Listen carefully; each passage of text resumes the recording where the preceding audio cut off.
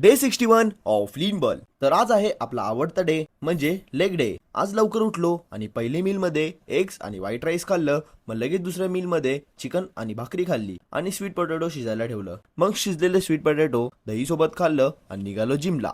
Gym मध्ये येऊन warm up करून डायरेक्ट स्क्वॉट्स मारायला सुरुवात केली. मित्रांनो, जर जाड मांड्या पाहिजे असतील तर स्क्वॉट मध्ये रेप्स आणि वेट जास्त ठेवावंच लागणार. असं म्हणत लेग प्रेसचे 2 सेट हिट केले. लेग्स तर पूर्ण फाटलेच होते म्हणून जरा रेस्ट घेतला. मग कसं बसत त्याच फाटलेल्या लेग्सने लेग एक्सटेन्शनचे 2 सेट हिट केले आणि प्रेशर येत नव्हता म्हणून पायाजवळ मॅट लावलं. मग शोल्डरसाठी 2-3 व्हेरिएशन मारून निघालो घरी.